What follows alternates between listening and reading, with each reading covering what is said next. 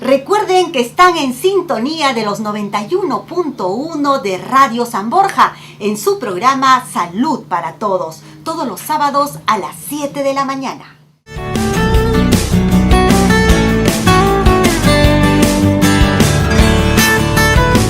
Buenos días, bienvenidos a su programa Salud para Todos. Hoy tenemos para usted consultas, consejos, noticias, paquetes médicos totalmente gratuitos con los mejores especialistas de CISOL. Y a esta hora de la mañana, 7:02 de la mañana, ya estamos conectados, enlazados con la doctora, la directora de CISOL de Villa María del Triunfo, la doctora Alexandra Solari. Buenos días, doctora. Buenos días, Marta Valderrama. Muy buenos días a todos los que nos escuchan hoy día en Radio San Borja. A propósito del primer deceso por la influenza H1N1 registrado en Ica, ¿cuáles son las medidas de prevención para evitar esta enfermedad, doctora? Las medidas de prevención, entre muchas, las puedo enumerar. Ajá, las más importantes. Una medida, la más importante, si tenemos riesgo de vida extrema de las edades menores de 5 años, mayores de 60 o 70 años de edad, hay que acudir al establecimiento más cercano donde estén ofreciendo la vacuna para vacunarte contra el virus del H1N1. Uh-huh. Es decir, además, estas personas deben tener, sumo cuidado cuando van a estornudar. Deben estornudar en el codo, en la flexura del codo o dentro de la camiseta. Tratar de evitar estornudar sobre las demás personas o tener un pañuelo o un papel higiénico a la mano. Además, lavarse las manos, sí o sí, al menos durante unos 30 segundos, con agua y jabón. No se necesita nada más, o alcohol líquido, que nos sirve más o menos unas 5 veces. Bueno, si no tenemos alcohol líquido, podemos hacerlo con agua y jabón simplemente cada vez que estornudemos, cada vez que vamos, las recomendaciones, cada vez que vamos al baño, después de comer, después de subirnos al bus, que es muy cochino la regadera. Es muy importante el lavado de manos, ¿verdad? Así es muy importante el lavado de manos. Es muy importante que no estornudemos, que si estornudamos no hagamos en la mano. Y si lo hacemos cuando estornudamos en la mano, tratar de lavarnos inmediatamente, o de lo contrario, ni bien lleguemos a casa. Otra de las recomendaciones que se hacen es que también todas las personas que tengan una sintomatología de resfrío o gripe, como lo llamen, temperatura mayor de 38 grados, malestar general, dolor articulares, dolor de garganta, secreción nasal o los llamados moquitos que ya vienen las mamás a consulta, bien tengan estas sintomatologías, acudir al establecimiento de salud más cercano para tratarse, porque nunca sabemos de qué tipo de gripe se puede tratar. Confirmado los 5 casos que se tiene ahorita en la ciudad de Ica a través de la Dirección Regional de Salud de Ica, de los cuales, como mencionó usted, Marta, uno de ellos se trata de efectivamente una muerte causada por este virus H1N1. Y los demás son del otro tipo de virus de la influenza A, que son H3N2. Sí, doctora Alexandra, justamente nos estaban llamando por interno, preguntando cuál es la diferencia entre una gripe y una influenza H1N1. ¿Cómo identificar? Sí, ahí, esa es la pregunta que, usualmente suele suceder. Ajá. Pero no hay tanta diferencia al inicio de la sintomatología entre ambas, porque la gripe... A ver, mucha atención, hay que tomar atención porque actualmente por el clima casi todos están resfriados, ¿no? Uno, por ejemplo, sube a un bus, a una combi o cualquier medio de transporte y pues están estornudando, ¿no? Están con la gripe, entonces, ¿cómo diferenciar esto, doctora? Así es, Marta, como te digo. Se ha detectado que los casos que vienen por H1N1 se parece a las múltiples catarros o gripes estacionales que hay actualmente las personas. Y pueden comenzar con un simple, una secreción nasal, que son los llamados moquitos, los dolores de garganta, una faringitis, ¿no? usualmente el paciente va a venir por faringitis, pero no, va empeorando. Fiebre de 38 grados persistente, dolores articulares, malestar general, no hay apetito.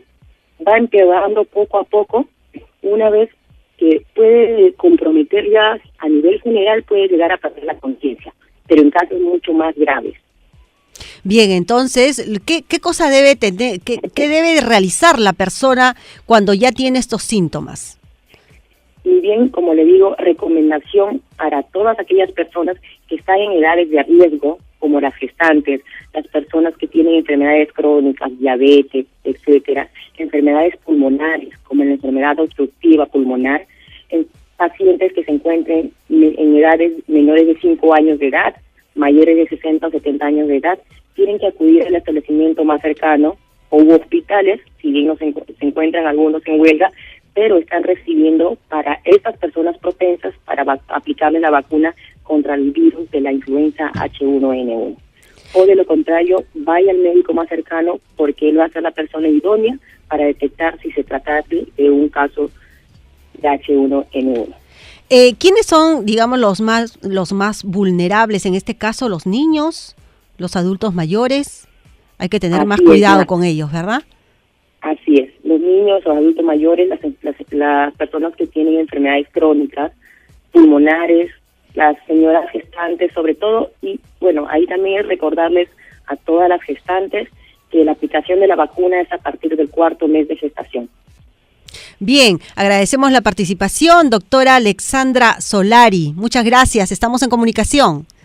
Un gusto, Marta. Igualmente, cuídese, doctora.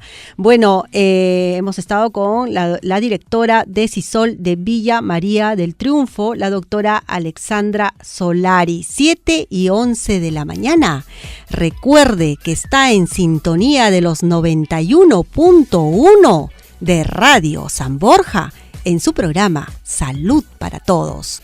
7:11 y a esta hora ya está con nosotros nuestro invitado. Damos la bienvenida al doctor endocrinólogo Alberto Quintanilla de CISOL de Camaná. Bienvenido, doctor. Buenos días.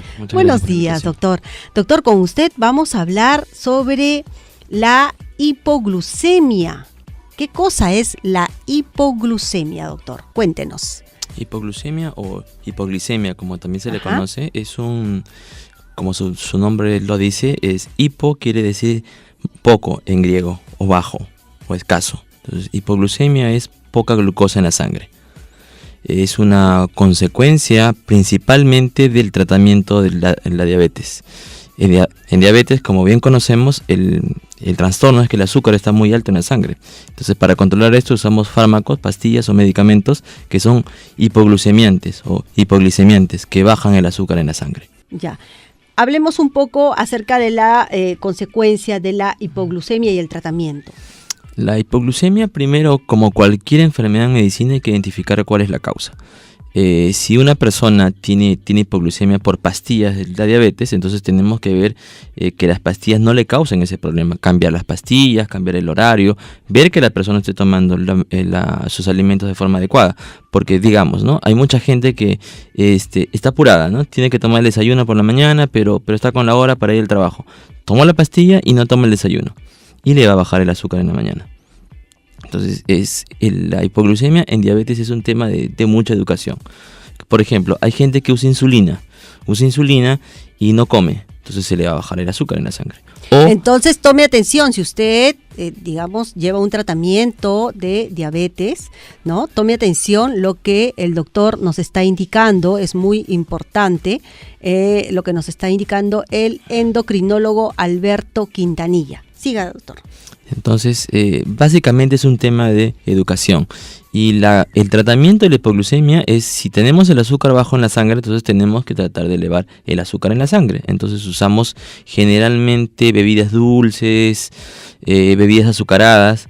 Entonces esto es como una paradoja, ¿no? O sea, yo tengo el azúcar bajo y tomo algo para que se me suba. No debería ocurrir eso. Entonces los médicos debemos tratar de que eso no tenga la persona, porque estamos en el sube y baja. Entonces Entonces le bajamos mucho el azúcar y lo subimos con alimentos o con productos que no le convienen a la persona. Entonces, por eso es bueno la evaluación continua, constante con el paciente. Bien, y nos preguntan por interno, también nos están llamando nuestros oyentes, dice, ¿y la hipoglucemia solo puede darnos cuando tenemos la diabetes? No, hay otras causas de hipoglucemia. La hipoglucemia o hipoglicemia es un síndrome, es glucosa baja en la sangre, ¿no? Y las causas son múltiples. La principal causa, la más frecuente, es el tratamiento por diabetes. Es una consecuencia del tratamiento por diabetes. En diabetes usamos hipoglucemiantes, o sea, fármacos que bajan el azúcar. Entonces, si nos excedemos con los fármacos, nos puede bajar demasiado el azúcar. Pero también existen entidades, digamos, por ejemplo, ¿no? La persona que tiene un tumor que fabrica excesivas cantidades de insulina, insulinoma, esa es otra entidad. Hay personas que han sufrido de una cirugía en el estómago, le han hecho una cirugía de derivación en el estómago y esa persona también puede ser afectada por la hipoglucemia, que es poca azúcar en la sangre. Bueno, aproximadamente por definición, hipoglucemia es cuando tenemos el azúcar bajo en la sangre por debajo de 60. Esa es por definición. Pero hay personas que tienen menor tolerancia a la glucosa, entre comillas, digamos, o mayor sensibilidad, y pueden tener estos síntomas cuando tienen glucosa en 100, cuando tienen glucosa en 110. Típicamente eso les ocurre a las personas que tienen el azúcar muy alto. Una persona que puede tener en 300, llega a la consulta, el médico es muy incisivo, le manda a hacer dieta, ejercicio, le manda una medicación potente y la glucosa, en 2 días o en unas horas se le baja a 100. Y la persona puede tener estos síntomas con esa glucosa en 100, siendo normal, pero es una respuesta fisiológica que tiene el cuerpo. Digamos que el organismo está, entre comillas, acostumbrado a tener el azúcar alto en la sangre, ¿no? Pero podemos tener esta respuesta. Cuéntenos, ¿cuáles son los síntomas? Los síntomas de hipoglucemia son síntomas de nerviosismo. La persona se pone muy nerviosa. Incluso hay gente que nos cuenta que dice que se siente morir. Le viene un apetito extremo, una respuesta típica del organismo, ¿no? Si tenemos pocas energías en el cuerpo, le va a pedir energía, que es en forma de alimento. Que la persona se queja de temblores en las manos, de palpitaciones, sudoración fría y esta ansiedad por comer, sobre todo por comer dulces, ¿no? Entonces es porque el organismo trata de compensar esta bajada de glucosa, nos pide pedir azúcares, exactamente, para que pueda subir esta glucosa. Y típicamente, ¿no? La persona ingiere un alimento azucarado, una bebida dulce o algo muy calórico y le sube el azúcar en la sangre y la persona se le pasan estos síntomas, ¿no? Eso es lo que la persona también con el paso del tiempo va aprendiendo. ¿Y qué pasa, doctor, si por ejemplo tenemos estos síntomas y seguimos nuestra vida como muchos lo hacemos, ¿no? Seguimos, en la mañana tenemos que salir a trabajar, hacemos nuestra rutina laboral, llegamos a la casa, seguimos trabajando y seguimos. ¿Nos puede llevar a la muerte si nosotros ignoramos y no nos atendemos a tiempo sobre la hipoglucemia? Por supuesto, la hipoglucemia es una complicación aguda, seria, severa de la diabetes, del tratamiento de diabetes. Entonces, los estudios han demostrado que las personas que tienen más veces hipoglucemia, que tienen menor calidad de vida. ¿Por qué andan con estas molestias? No les lleva a tener una vida adecuada. 2, que les aumenta la posibilidad de tener muerte súbita, infarto corazón, entre otras complicaciones serias, ¿no? Que nos pueden llevar a la muerte. Y no se olviden, las personas no andan caminando así nomás con glucosa muy baja en la sangre. Las personas que tienen glucosa demasiado baja en la sangre están realmente mal, llegan a las emergencias con cuadros bastante serios. Bien. ¿Y cuál es el tratamiento, doctor? Bueno, si tenemos el azúcar bajo en la sangre, hay que identificar cómo es la causa. Como en cualquier problema en medicina. Si una persona tiene tos, hay que averiguar por qué tiene tos. Si una persona tiene glucosa baja, hay que averiguar por qué tiene glucosa baja. Si es como consecuencia del tratamiento de diabetes, hay que ver en qué está fallando la persona. Si está llevando una alimentación adecuada, si tiene un orden de sus alimentos, si está comiendo a sus horas. 2, si es que tal vez la medicación es excesiva. Tal vez si la persona está haciendo demasiado ejercicio justo cuando o muy cerca a la hora de sus medicamentos, si es que la persona está recibiendo un tratamiento innecesario. Hay gente que tiene una diabetes bastante, leve, entre comillas, fácil de controlar y está tomando fármacos muy potentes. Entonces, el tratamiento es básicamente educación, como se los dije al comienzo, ¿no? La persona debe acudir nuevamente al consultorio, mostrarnos sus inquietudes, ver cómo está su alimentación. El médico debe evaluar cómo está su régimen de alimentación. Se puede prevenir, ¿verdad? Por Entonces, supuesto. tanto las personas que no tienen diabetes como las personas que tienen diabetes. ¿La prevención en esos casos es igual? No. Hagamos la diferencia. No, las En las personas personas que no tienen diabetes, ¿cuál es la persona- prevención? ¿Cuál es el ritmo que tienen que La llevar? persona que tiene diabetes, uno que felizmente este es un problema bastante raro, bastante poco frecuente en el mundo y acá en el Perú también, es bastante poco frecuente las personas que tienen estos cuadros de hipoglucemia sin diabetes. Felizmente es una entidad rara, pero cuando aparece esta entidad hay que investigar cuál es la causa, ¿no? Principalmente, como les explicaba al comienzo, son ciertos tumores pancreáticos que fabrican demasiada cantidad de insulina y el tratamiento sería operarlos, ¿no? De esos tumores. Bien, entonces, doctor, invitemos al público a acudir a los establecimientos de Sisol, el horario de atención.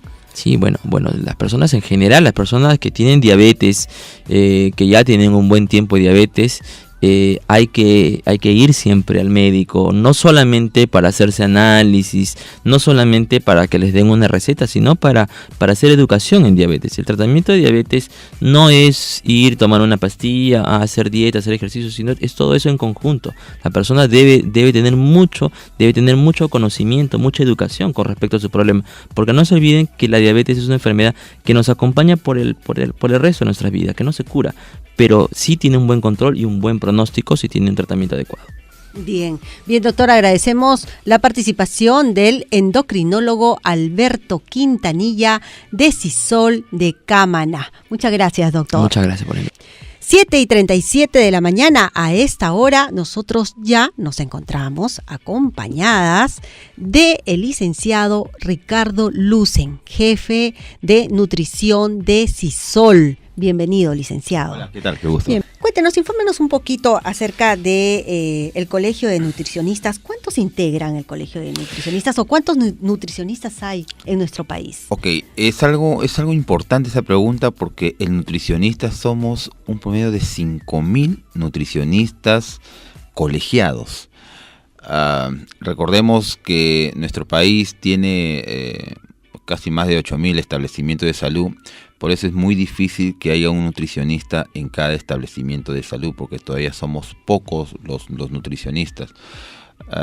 Sin embargo, la carrera nos ha permitido actuar a nivel social en aspectos en lo que el nutricionista es su especialidad, que es la alimentación, la nutrición y la dietética de los pacientes, ¿no?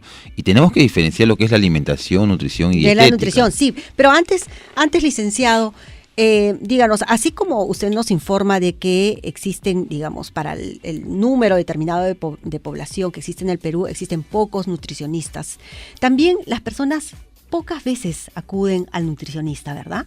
¿Por qué? Correcto. Esa pregunta es importante también porque las personas priorizan su salud cuando ya tienen alguna patología. Recién buscan en primer lugar al médico y ellos se hacen las derivaciones cuando hay una patología específica. Pero la pregunta es más que nada, muy poco hacemos prevención nutricional. Entonces es importante que los pacientes sepan que así como hay un chequeo anual en el cardiólogo, en el odontólogo, es importante también prevenir a través de una adecuada alimentación, de un chequeo nutricional que lo hacemos en los hospitales de la Solidaridad, porque muchas enfermedades ingresan por la boca. Así es, recordemos que aproximadamente un 60% de los pacientes que acude al médico internista o al médico general, que es la primera puerta donde ingresan los pacientes a un hospital, es por básicamente problemas de dislipidemia, es decir, colesterol, triglicéridos elevados, problemas relacionados con la diabetes. Hoy por hoy la diabetes es una epidemia. Entonces el médico detecta estas patologías, pero si esto se hubiese prevenido, porque estas enfermedades que acabo de conversar, que van directamente con los problemas cardíacos, principales causas de muerte en nuestro país, es porque este paciente por mucho tiempo se ha alimentado en forma inadecuada. Entonces, previniendo esto, un buen control de peso nos va a ayudar a evitar diferentes patologías. nos decía de que ingresa por la boca. A ver, cuéntenos esto, doctora, amplíenos esto, este concepto. Correcto. Por ejemplo, un exceso de harinas, de carbohidratos, azúcares. En la consulta muchas veces cuando le pregunto al paciente, ¿y usted come mucho azúcar? No, doctor, yo no tomo nada, pero sin embargo, luego en la entrevista ellos toman 1 litro de gaseosa interdiario. Está consumiendo azúcar. Y el azúcar es uno de los principales alimentos que están originando la epidemia que hoy tenemos de la diabetes. Esto aumenta en la sangre la glucosa, esto se convierte en triglicéridos y aumenta los famosos enfermedades cardíacas. Entonces, el azúcar es un factor que tenemos que controlar, porque de eso origina diferentes enfermedades. La obesidad también contribuye a diferentes patologías y eso es por un exceso de carbohidratos, de harinas que nos origina este sobrepeso. Bien. Me dicen de que 7:43 de la mañana tenemos una llamada. Aló, buenos días. Buenos días. Sí, ¿cuál es su nombre? Mi nombre es Teresa.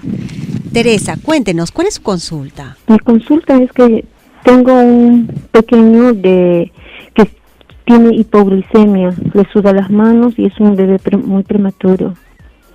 Ajá. ¿Cuántos tiempo, un año o meses? Él nació de 6 meses. Ya. Tiene ya casi 9 meses. Tiene 9 meses. Y ya le han detectado hipoglucemia. Por la economía, por el asunto económico, todavía no lo hemos hecho el examen con el endocrinólogo. El endocrinólogo, correcto. Bien, sí, lo que pasa es que previamente hemos tenido aquí a un endocrinólogo. Señora Teresa, ¿usted en qué distrito vive? Ellos viven acá por Villa María. Por Villa El Salvador. Por Villa El Salvador. Bueno, por favor, en interno déjenos sus datos, que nosotros vamos a contactarlo con el director de Villa El Salvador, de CISOL de Villa El Salvador, para que usted pueda acudir y pueda llevar a su niño y pueda tener una consulta totalmente gratis con el especialista. ¿Ok? Que nosotros contamos con su número, sus datos, por favor, déjelo en interno, pero acá, de todas maneras, escúchenos porque estamos con el licenciado Lucen, que es nutricionista, que le puede orientar cómo alimentar a su niño. Es importante la información, pero también hay que saber el peso y la talla, porque en base a eso tenemos que indicar algunos complementos alimentarios, ¿no? ¿Teresa todavía está en línea? Todavía, ya no, ¿no? Ok. Sí, en base a eso... 9 meses dijo que tenía. Así es, si es una hipoglicemia, a lo mejor está consumiendo poca cantidad de carbohidratos y hay que evaluar el tipo de alimentación que la mamá le está dando. Pero señora, le recomiendo de todas maneras considerar mazamorras, de maicena, de chuño, échele glucomiel a los niños de 6 a 12 meses. Es importante utilizar glucomiel, que es un producto que lo venden en la farmacia, evitar el consumo de azúcar, y esto puede contribuir a mejorar la glucemia. La recomendación es también que pase con un nutricionista para evaluar el tipo de alimentación y en base a eso darle las recomendaciones nutricionales apropiadas. Bien. Doctor, nos decía, licenciado, que hay que tener en cuenta, que es muy importante tener claro que nutrirse no es igual que alimentarse. ¿Cuál es la diferencia? La alimentación es el proceso de utilizar los alimentos, ingerirlos, masticarlos e ingerirlos. La nutrición es básicamente el uso de los nutrientes que obtenemos de una adecuada alimentación. Los nutrientes es algo mucho más específico que ya van directamente a las células. Hablamos de proteínas, hablamos de carbohidratos, hablamos de grasa, hablamos de vitaminas, hablamos de minerales. Y eso es lo más fundamental que nosotros tenemos que tener en cuenta al momento de hacer un plan de alimentación, una recomendación nutricional a nuestro paciente según los diferentes grupos etarios: niños, adolescentes, adultos mayores, pacientes con patologías. Tenemos que tener en cuenta el aporte de estos nutrientes para poder garantizar una adecuada nutrición. Licenciado, ¿en qué áreas es importante, indispensable la participación del nutricionista?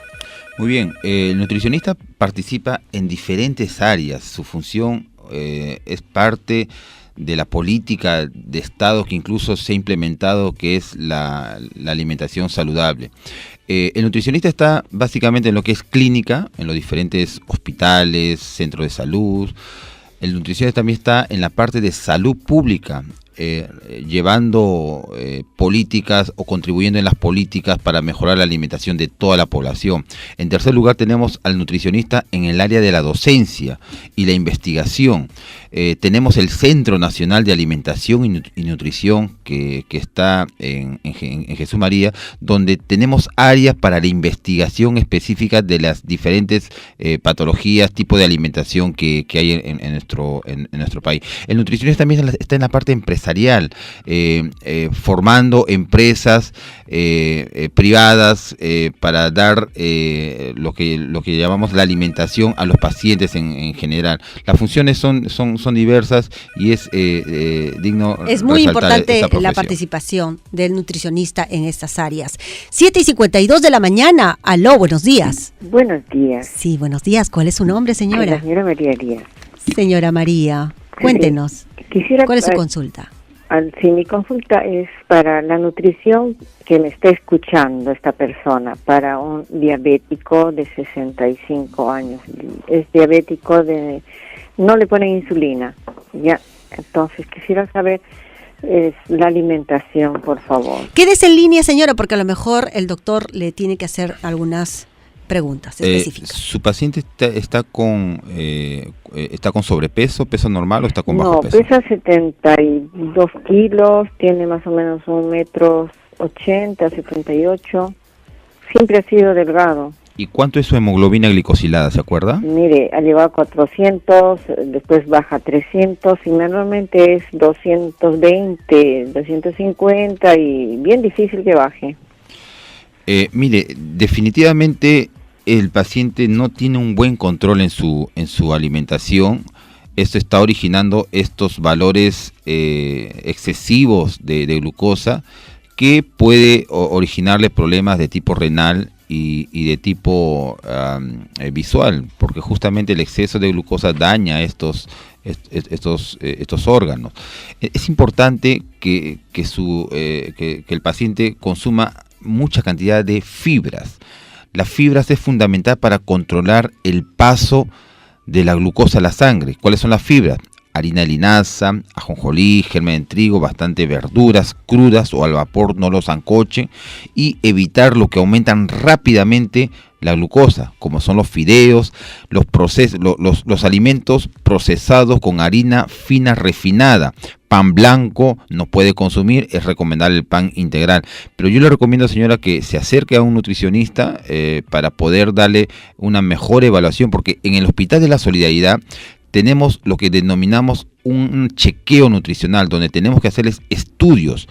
Tenemos un test de consumo de alimento para poder saber a ciencia cierta cuánto de carbohidrato o grasa el paciente está consumiendo.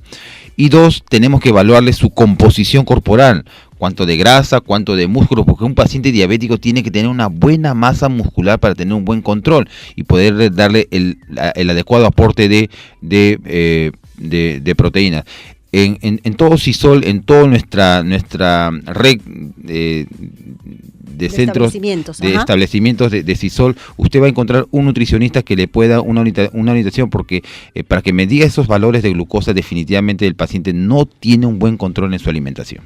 Bien, señora María, gracias por su sintonía y agradecemos también la participación del licenciado Ricardo Lucen, jefe de nutrición de CISOL. Y aquí tenemos una constancia, licenciado. Dice constancia al licenciado José Ricardo Lucen por su participación en Salud para Todos. Gracias de verdad por apoyarnos siempre y para que, bueno, eso puede venir en cuadrito. Vamos a gestionar eso para ponerlo en su oficina.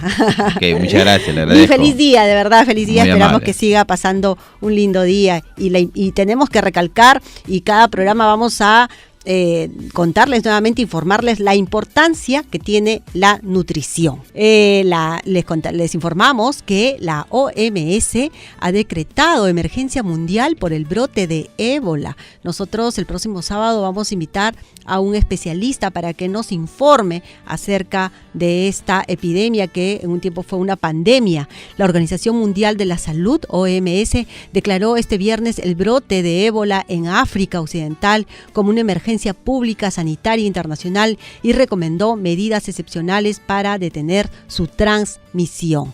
Bueno, muchas gracias nuevamente por su sintonía y con nosotros, Dios mediante. Gracias. Buen fin de semana.